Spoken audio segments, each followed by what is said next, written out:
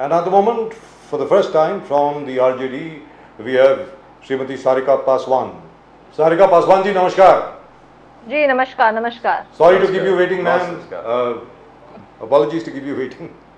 सारिका पासवान जी, तो आपकी वो ट्रिपल एक्सल वाली जो गैस सिलेंडर वाली वो तो हार गई, आपने हरवा दिया उनको, मतलब वो जरा बताएं, वो आपको मतलब आपके मन में कैसे आया ये बोलने के लिए, वो जरा बताइए प्लीज.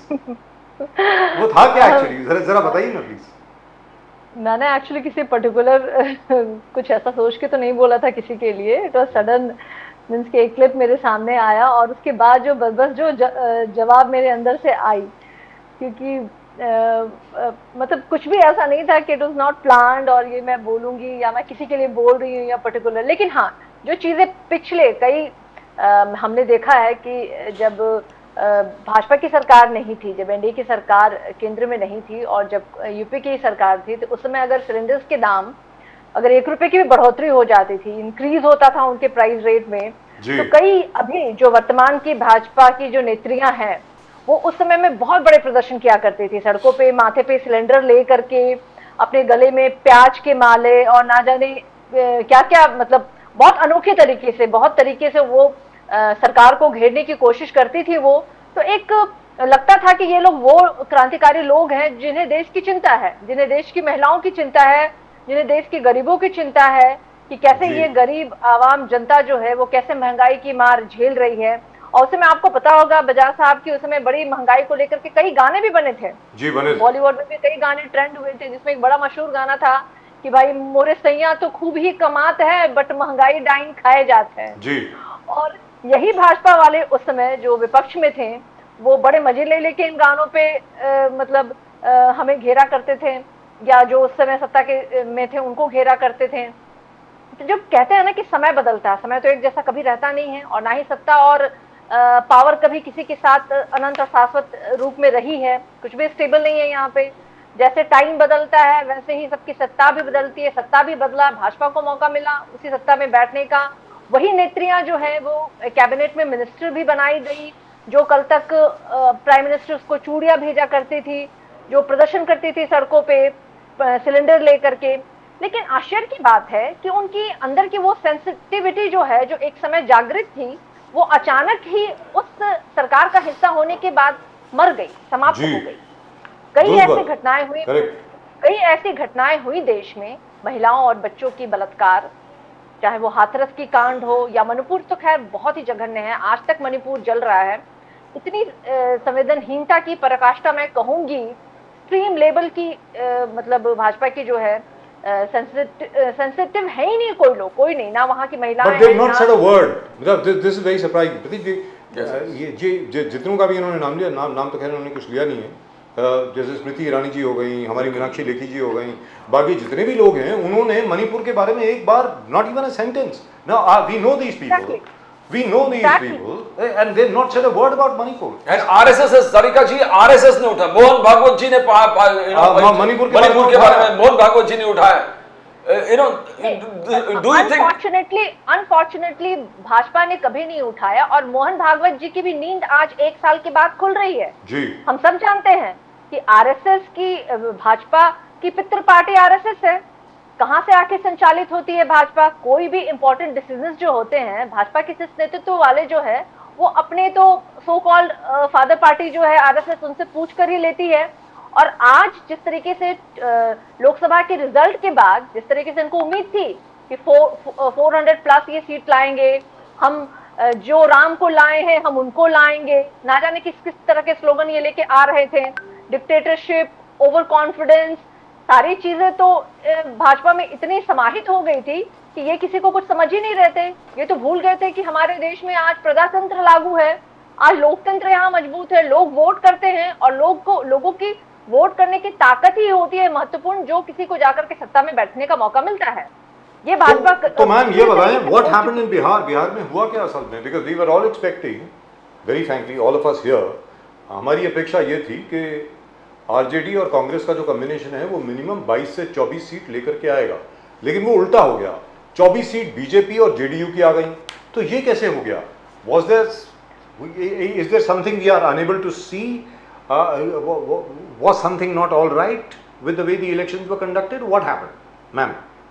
नहीं, ट्रू, आपकी जो एक्सपेक्टेशंस थी बिहार को लेकर के, हमारे एक्सपेक्टेशंस उससे भी ज्यादा हाई थी। हम तो बहुत एक्सपेक्ट कर रहे थे, लेकिन आपने जो कहा कि एनडीए की, यानी कि बिहार में एक गठबंधन महागठबंधन था, दूसरा एनडीए को 24 आई। अगर आपको याद होगा, इसके पहले के लोकसभा के इलेक्शन में 2019 के लोकसभा के इलेक्शन में इसी एनडीए को 39 सीट्स आई थी जी, और वो सीटों का आंकड़ा जो है ना, वो संख्या जो है ना, वो इस बार घटा है। और हम तो 0 पे थे पिछले दफा, लेकिन हमारे गठबंधन को आज बिहार में 10 सीटें मिली।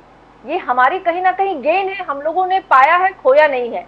और अगर आप वोटों के प्रतिशत में जाए, परसेंटेज ऑफ वोटिंग जो हुई है, वो सिर्फ और सिर्फ महागठबंधन के आरजेडी को यहाँ पे 23% वोट जो है लोगों ने दिए हैं, और 6% लगभग कांग्रेस को गया है। यानी कि वोटों के प्रतिशत में भी हमें बहुत बढ़ोतरी, यानी लोगों का प्यार समर्थन हमें मिला है। मैं मानती हूँ कि सीटें उन्हें मिली, 24 सीटों पे रहे वो लोग, लेकिन बावजूद इसके आप देखिए कि जो सीट हारने का जो आंकड़े थे, जो परसेंटेज थे, वो बहुत ही कई ऐसे सीट्स थे जो बहुत ही कम थे। तो ट्रू कि लोकतंत्र में तो जो पार्टी सीट जीतती है वही गवर्नमेंट बनाती है, वही गवर्नमेंट का हिस्सा होता है। इस रियलिटी को हम तो स्वीकार करते हैं। जी ma'am, ma'am just to stop you for a second, are you in Patna right now? Where are you located? Are you in Delhi? Where are you right now? नहीं, मैं पटना में हूँ, मैं बिहार पटना में हूँ। Okay ma'am, now the thing is, why were we expecting the RJD and the Congress to do so spectacularly well? पहली बार हम लोगों ने देखा, और मैं तो जर्नलिज्म में 40 साल से हूँ साहब, कि गांधी मैदान जो है पटना में, अरे पूरा भरा हुआ था आपकी रैली में, कभी भरता ही नहीं है वो। मतलब उसके बाद भी जो रिजल्ट है ऐसा आना जरा डिसअपॉइंटिंग था मेरे लिए। Pradeep ji please. You know Sarika ji, PDA formula जो अखिलेश यादव जी वहां पर इनकॉर्पोरेट किए थे उत्तर प्रदेश में, दैट रियली विजय रथ जो मोदी जी के, उसको रोक दिया टोटली राहुल गांधी जी ने। और एंड यू तो व्हाट, वहां पर समीकरण का नहीं चला, बिकॉज बीजेपी कह रहे थे कि ओबीसी सब हमने एम्पावर कर लिया, हमने सेगमेंट किया, हमने कुशवाहा को मंत्री बना दिया, यू नो मौर्य को मंत्री बना दिया। तो वो कह रहे all this OBC segments are everyone with us, but even otherwise PDA और राहुल गांधी जी मिलकर Uttar Pradesh, why the same formula never applied here? Because यहां पर भी आपके कास्ट कॉम्बिनेशन वेरी स्पेसिफिक और अच्छा ढंग का था, यहां पर वो सक्सेस क्यों नहीं हो गया? देखिए, हर फॉर्मूला हर स्टेट में सक्सेसफुल नहीं हो सकता है। और रही बात, पहले मैं शुरुआत करूंगी गांधी मैदान के जन विश्वास रैली की बात।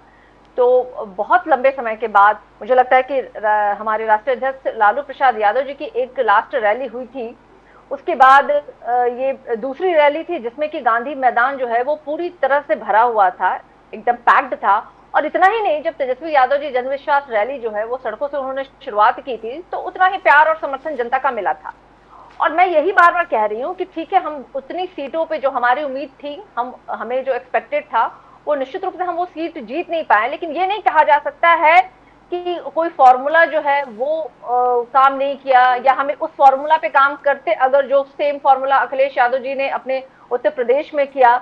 नहीं, फॉर्मूला तो हमारे बिहार में भी काफी अच्छा था। जस्ट हमारी जाति आधारित गणना हुई थी, उस जाति आधारित गणना में ही पता चला कि किस जाति की क्या भागीदारी, उस अनुरूप हमारे महागठबंधन ने लोगों को टिकटों का वितरण भी किया था, और लोगों का वोट भी बहुत आया। इसमें भी हम नहीं इनकार कर सकते, जनता का प्यार, स्नेह, समर्थन बहुत ही प्राप्त हुआ। लेकिन अनफॉर्चुनेटली हम उन कई सीटों पे जहां की हमारी उम्मीद थी कि हम जीतेंगे, अब वहां पे क्या हुई समीक्षा होगा, और मुझे लगता है आने वाले समय में हम देखेंगे कि जो कमियां हमें रह गई हैं उन कमियों को हम दूर करने की कोशिश करेंगे। तो क्या नीतीश कुमार जी अभी रहेंगे इसी तरफ के, आपकी तरफ वापस आएंगे लौट के? तो कितनी बार, तो 4 या 5 बार तो आ चुके हैं आपके पास वापस तो इस बार भी आने वाले हैं क्या? This is the question. मुझे आई डोंट थिंक कि कोई भी यहाँ पे होगा who can answer it correctly, क्योंकि Nitish ji is very unpredictable. So what does he do? By the way, you know him very well. What does he do? He wakes up in the morning and he tosses a coin, and if it is heads, he stays in the same place. If it is tails, he changes. Is that it? हम ये तो नहीं कहेंगे, लेकिन इतना तो जरूर कहेंगे कि माननीय मुख्यमंत्री नीतीश कुमार जी जब हम लोगों के साथ थे तो हम लोगों ने बहुत ही बेहतरीन काम किया। महज 17 महीने के शासनकाल में हम लोगों ने 5.5 लाख लोगों को नौकरी दी। इतना ही नहीं, माननीय मुख्यमंत्री नीतीश कुमार जी के साथ ही हम जब थे तो हमने जाति आधारित गणना की भी बात की, और माननीय मुख्यमंत्री जी जब हम लोगों के साथ थे तो उन्होंने कहा भी था कि बिहार को विशेष राज्य का दर्जा भी मिलना चाहिए, और लगातार वो हमारे साथ इन चीजों की मांग भी कर रहे थे। तो मुझे लगता है आज जब माननीय मुख्यमंत्री जी केंद्र सरकार के इतने महत्वपूर्ण हिस्से पे हैं, अगर वो इतना स्ट्रॉन्ग पोजीशन होल्ड कर रहे हैं, तो उन्हें बिहार के बारे में सोचना चाहिए, और वो तमाम चीजें जो उन्होंने बिहार वासियों के संदर्भ में कही थी, और अब सही समय आया है कि उन अपने प्रोमिसेस को वो पूरी करें, चाहे वो विशेष राज्य का दर्जा का हो या फिर 75% आरक्षण जो अभी बिहार में बढ़ाया गया है उसे 9वीं अनुसूची में शामिल करने की बात हो, या बिहार के संदर्भ में स्पेशल पैकेजेस। और क्योंकि देखिए नीति आयोग की रिपोर्ट में भी बिहार आया है निकल करके कि बिहार एक पिछड़ा है, गरीब राज्य है, और यहाँ पे चाहे शिक्षा का आप ले लीजिए पैमाना या फिर गरीबी का पैमाना ले लीजिए, हर मामले में बिहार है आज पिछड़ा है। तो बिहार को आज स्पेशल स्टेट का दर्जा तो मिलना ही चाहिए। तो हम तो यही अनुरोध करेंगे माननीय मुख्यमंत्री जी से कि आप प्रधानमंत्री जी से अब मांगने की जरूरत नहीं है, आपको मिलना चाहिए, ये बिहार वासियों का अधिकार है, और आप बिहार के मुख्यमंत्री हैं तो आपसे बिहार की जनता उम्मीद लगा रखी है। सारिका जी, what went wrong? What went wrong? Because Nitish Kumar ji और both of them together, जिस प्रकार से तेजस्वी जी खुद इंडिया अलायंस में हर चीज शुरुआत उन्होंने किया था, and Tejashwi ji was always with him, हमेशा मुंबई आना, शरद पवार जी से मिलना, गठन करना, सब कुछ करना, सब part. In fact, the cementing process of India alliance was done by Nitish Kumar ji and Tejasvi ji, कंधे से कंधे मिलाकर उनके साथ। He was there in every meeting right from the beginning. But do you think अगर convener उनको बनाते India alliance के तो everything would have changed? आज जो इंडिया अलायंस, जो सपना था कि India alliance would take over from prime minister Modi, वो हो जाता था सिर्फ अगर कन्वेनर बना देते नीतीश कुमार जी को। बिकॉज आज उनका स्टेटमेंट भी कुछ दिनों पहले स्टेटमेंट भी आया था, कन्वेनर अगर बनाते तो कुछ, तो वाई लालू जी बहुत सीनियर, वो भी ये सब कर सकते थे, उन्होंने एक वोट करते तो नीतीश कुमार जी बन सकते थे कन्वेनर, और पूरा जो आज इलेक्शन रिजल्ट कुछ और ही होता। डोंट यू थिंक सरिका जी? नहीं, देखिए आपने जैसा कहा कि सब कुछ बहुत अच्छा चल रहा था, तेजस्वी जी माननीय मुख्यमंत्री जी के सानिध्य में उनके एक अभिभावक के रूप में उनको हमेशा उन्होंने माना, और उनके दिए गए हर फैसले और हर मार्गदर्शन पे वो चल भी रहे थे। लगातार आपने तस्वीरों में देखा होगा, हर कार्यक्रमों में वो आपने देखा होगा, दृश्य बिल्कुल ही उल्टा था। जो आज हम देखते हैं कि किस तरह से मुख्यमंत्री जी पीछे रहते हैं और बीजेपी के लोग आगे रहते हैं, और हमारे समय में वो आदर, वो भाव जो था वो बिल्कुल तेजस्वी जी हमेशा उनके पीछे रहते थे, और माननीय मुख्यमंत्री जी को उन्होंने एक पूरा फुल फ्रीडम था मुख्यमंत्री जी के पास कि अगर उनके दिल में कोई ऐसी इच्छा थी तो वो सीधे सीधे बोल सकते थे।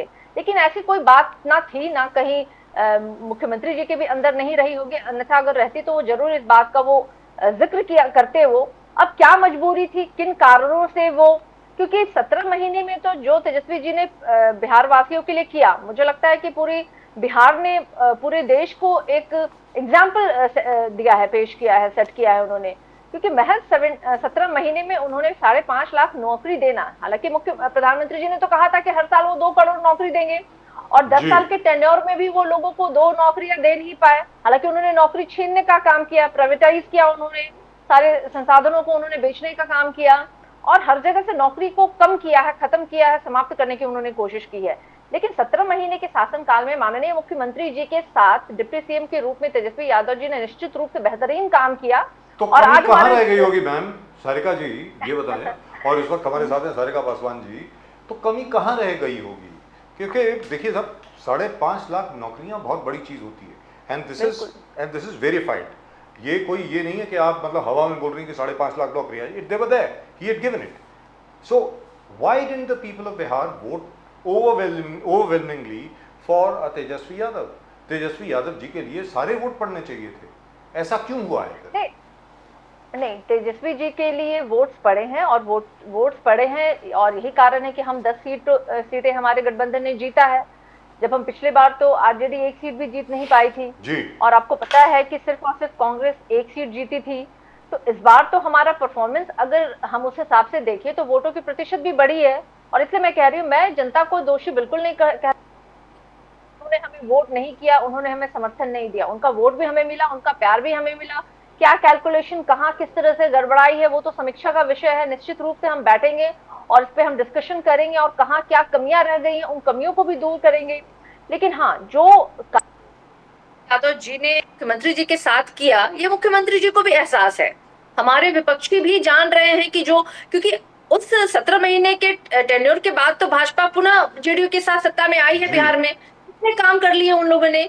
आज आप देखिए, आज अभी तक तो मुझे लगता है कि हमारे आधे भी, हमने जितनी नौकरियां देने का काम किया उसे आधी भी तो दे देनी चाहिए थी इन लोगों को, लेकिन ये देने की तो इच्छा शक्ति नहीं है, इच्छा शक्ति नहीं है। इन्हें बिहार वासियों की परवाह नहीं है, उन्हें बेरोजगार युवकों की परवाह नहीं है। तो मुझे नहीं लगता है कि आपके पास सारे संसाधन, आपके पास है, पूरी पावर आपके हाथ में है। अगर आप वाकई में चाहते हैं कि बिहार वासियों के लिए आपको काम करना है तो मुझे लगता है कि भाजपा कर सकती है, एनडीए कर सकती थी, लेकिन कर तो नहीं है। उनका कहना है कि उनकी पॉलिसी अलग है। उनकी पॉलिसी ये है कि वो लोगों को नौकरी देने लायक बनाना चाहते हैं, उनको देना नहीं चाहते, ऐसा उन्होंने कहा। अच्छा, नौकरी देने लायक कैसे बनाई जाती है, ये मुझे भाजपा अपना ये ट्रिक्स, अगर ये भाजपा अपना ये ट्रिक समझाते तो मुझे समझ में आया। भाजपा तो पार्टी है जो मोदी जी बोल रहे हैं। There's a very interesting thing. I am looking at Sarika Paswan ji's Twitter account and there's something very interesting in that. बहुत जबरदस्त चीज आपने अपने ट्विटर अकाउंट पे, जो एक्स अकाउंट है आपका, it's a verified account, it's Sarika Paswan RJD।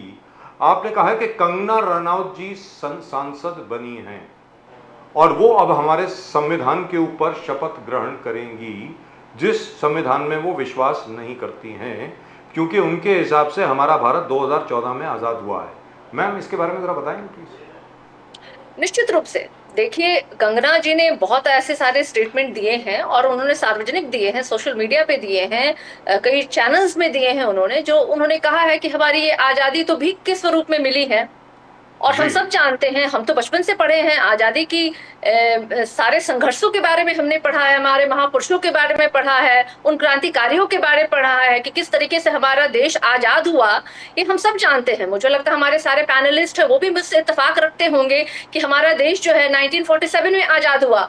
कोई यहाँ कहेगा नहीं, ये स्वीकार नहीं करेगा कि 2014 में हमें देश को आजादी मिली है। लेकिन अगर हमारे देश के ऐसे मतलब पढ़े लिखे सज्जन लोग अगर ये कहते हैं कि हमारा देश तो भीख के स्वरूप में मिला है, हमारा देश तो 2014 में जी,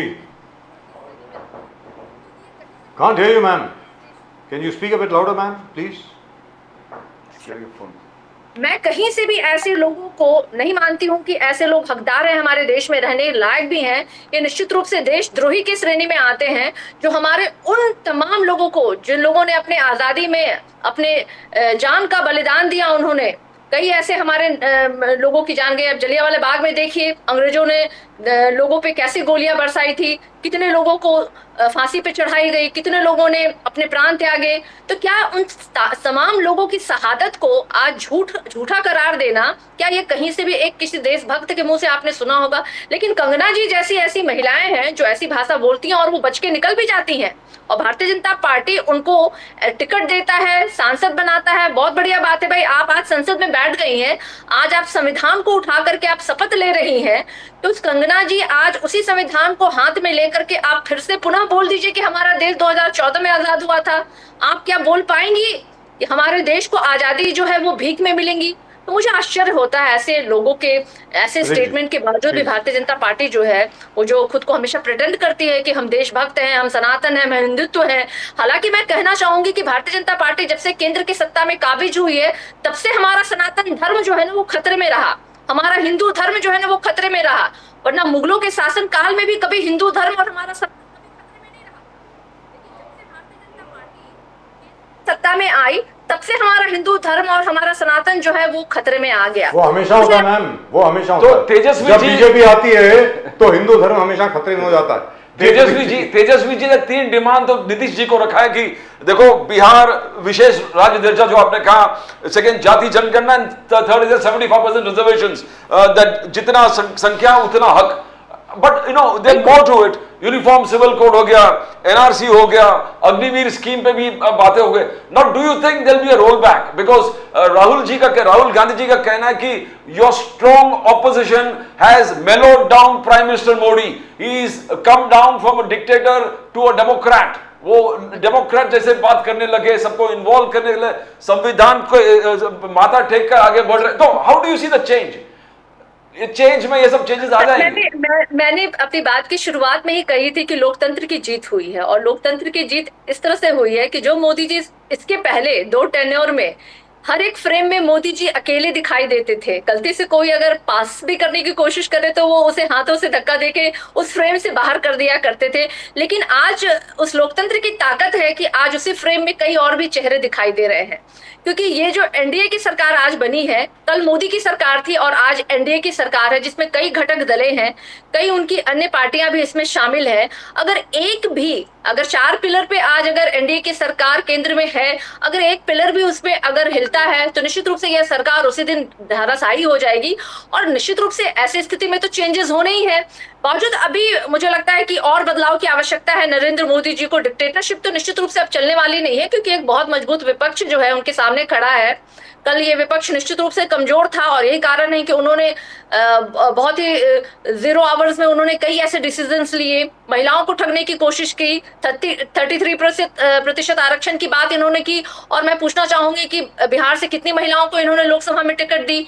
एक भी महिला को भारतीय जनता पार्टी ने बिहार से टिकट नहीं देने का काम किया. लेकिन धर्म के लोगों ने उनको नकारा है, क्योंकि भारतीय जनता पार्टी जिस तरीके से जात और धर्म की राज चाहिए, लेकिन भारतीय जनता पार्टी कभी भी इन एजेंडों पे आज तक चुनाव नहीं लड़ी.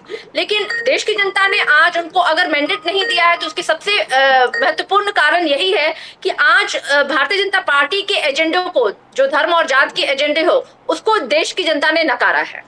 बट सारिका जी, आज राहुल गांधी जी ने on behalf of India alliance ने कहा कि फॉर 10 years 10 साल तक BJP attack the constitution. They wanted one constitution, one community, one idea, one language, one culture. और 400 पार वो इसलिए चाहते थे कि they wanted to destroy the constitution and destroy democracy. तो क्या आज भी वही फियर है? बिकॉज राहुल गांधी जी आज भी वही बोल रहे हैं, the constitution is in danger because of this kind of thought and ideology.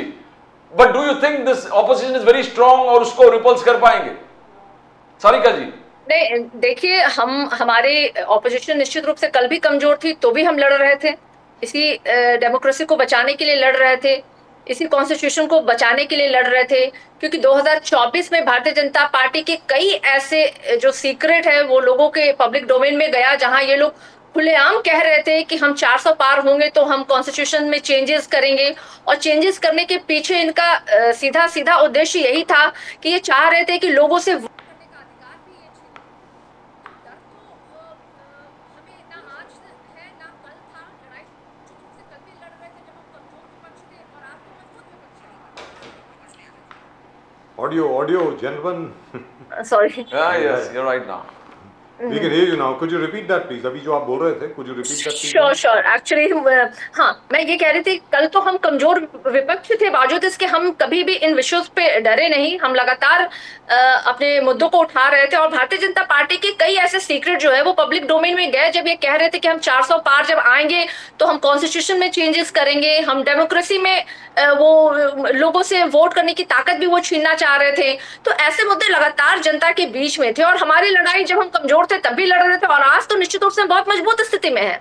आज तो एक मजबूत विपक्ष भारतीय जनता पार्टी के समक्ष खड़ा है, जिसे वो चुप नहीं करा सकते. कल तक चुप नहीं कर पाए थे. आपने देखा होगा, राहुल गांधी तो अकेले ही सदन में लड़ रहे थे, उन्हें तो सदन से बाहर भी किया गया, उनकी सदस्यता भी समाप्त करने की कोशिश की गई. हम सब जानते हैं कि जो रीजन वो दे रहे थे उनके समाप्त करने की सदस्यता, वो कितना अनफेयर था. बावजूद इसके हम लड़ाई तो लड़ रहे थे और आज भी लड़ रहे हैं. और देखिए, जब तक ये लोग सत्ता में काबिज रहेंगे, चूंकि इनकी आदत हो गई है, भारतीय जनता पार्टी हमेशा ही एक धर्म के ध्रुवीकरण की राजनीति वो करती आई है, और वो एक पर्टिकुलर कम्युनिटी से इनको हमेशा से नफरत रहा है। अगर आप इनके स्टेटमेंट भी देख ले, नरेंद्र मोदी जी जिस तरीके से लगातार कहते हैं कि लोगों को टोपी से पहचानो, उनके कपड़े से पहचानो। इनके पूर्व कैबिनेट मिनिस्टर जो थे अनुराग ठाकुर, जिन्होंने कहा था कि रामजादे की सरकार चाहिए या हरामजादे की सरकार चाहिए। एक और इनके सांसद हैं दिल्ली के, जिन्होंने कहा था मुल्ला मुस्लिम, ना जाने किस तरह के अपवादित उन्होंने बातें कही थी।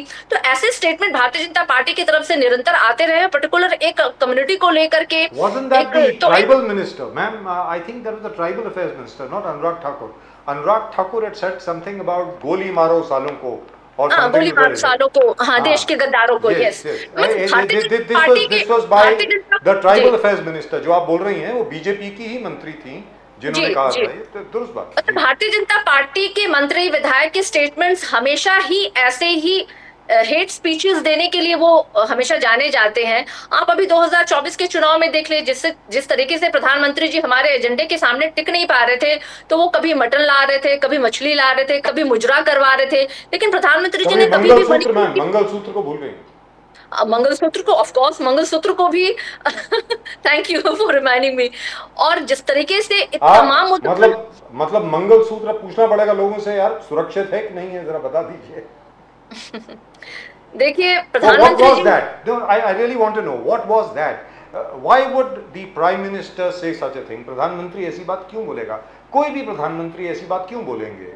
क्यों?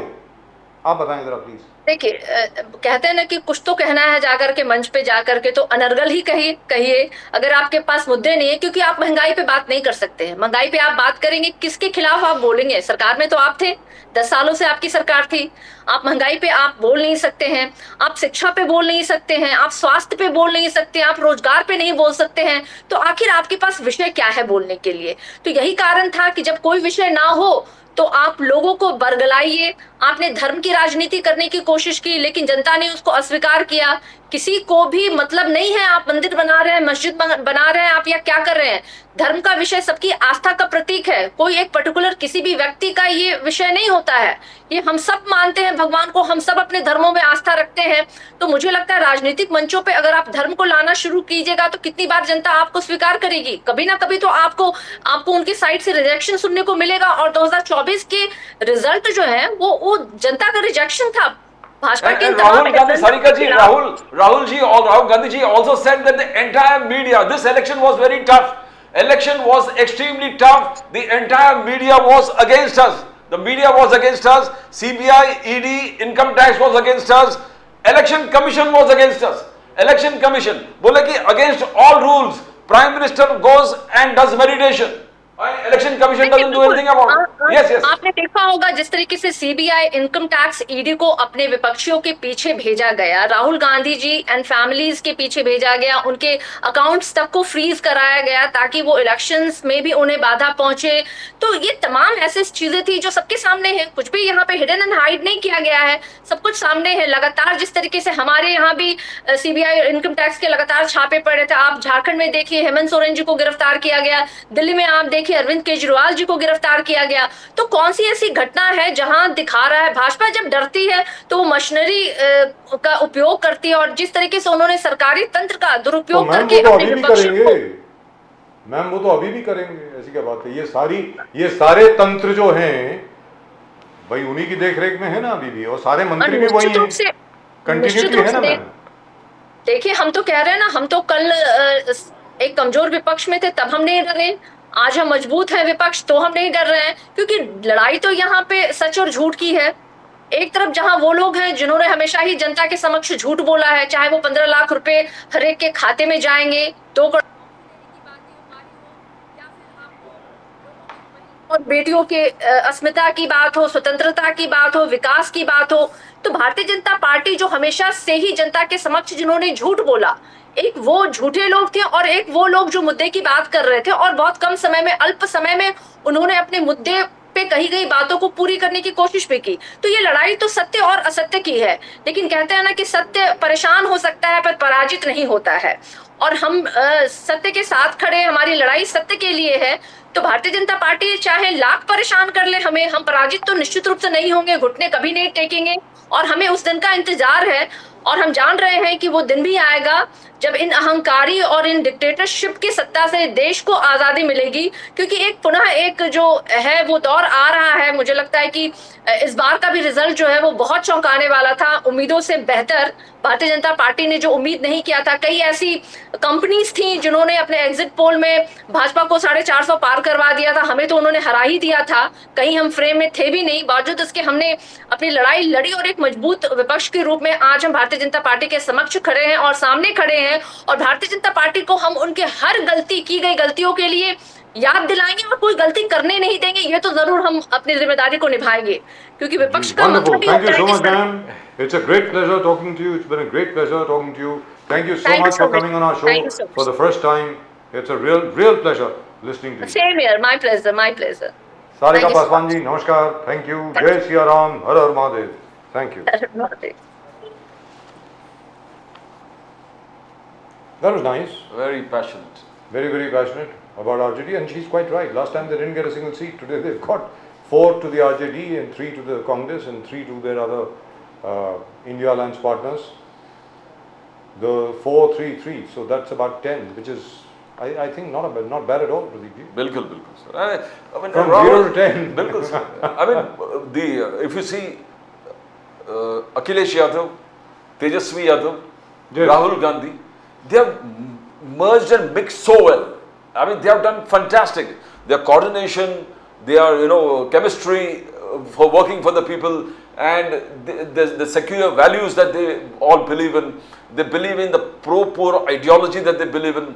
They believe to give more and more employment to the people.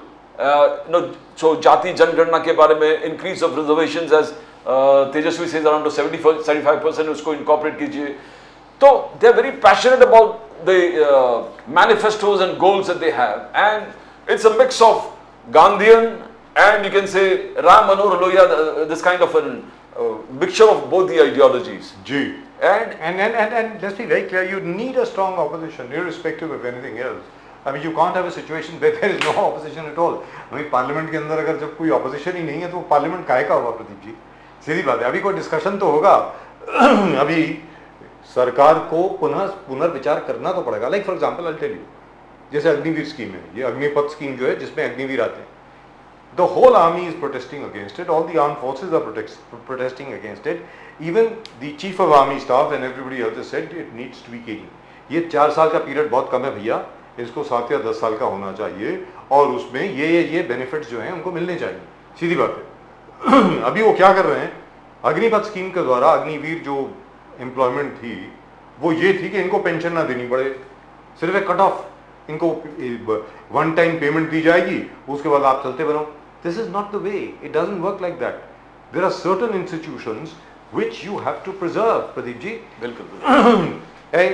There's a very old saying that It's very a honor to work for the armed Pradeep forces. ji, if it ain't broke, don't fix it. Let's be very clear. If a system is working well, you don't try and tweak it. Now, all this is done by bureaucrats who have no experience whatsoever of the armed forces, who have never served in the armed forces, who don't know the pride that goes with wearing a uniform. I mean, come on. How can you have a pen pusher sitting behind a desk decide what should be done with the armed forces? You do that and you meet with the same kind of disaster that Pandit Nehru led us to with regard to the 1962 war. You had Mr. V.K. Krishna Menon, who had never served anywhere, who was just a lawyer, that's it, and a socialist at that, who virtually destroyed the armed forces. In spite of the conditions, they put up a brave fight. I mean, Yes, they did. Imagine canvas shoes में snow में भेज दिया प्रदीप जी 1962 में सबको weapons भी नहीं थे. जहां पर हमारे लड़कों के पास, बच्चों के पास, जवानों के पास, जहां पर बंदूकें काम कर रही थीं और असला था, एम्यूनिशन था, wherever we stood, we were able to beat back the Chinese. Where we could not stand, we couldn't stand. What do you How do? can you stand with canvas shoes on snow? How Canvas. can you? It's like barefoot on snow. How long can you survive? Canvas shoes, cotton pants, those normal sweaters which you say wear in Punjab and elsewhere, in minus 13 degrees temperature. I mean, come on. And you expect people to fight? This is awful. Bloody awful. And then after that, As I keep saying again and again, we had a situation where we had a Prime Minister called Mr. I.K. Gujral. We have talked about him so many times. You know, the entire intelligence network that we had in all our neighboring countries was dismantled by this worthy. And let me tell you this, if he had been alive, I would have asked for a Nuremberg-style trial for that man. Now, you can't do that to the armed forces. Okay. Agreed. You've given increments, you've given so many other things, which is fine. Which is fine.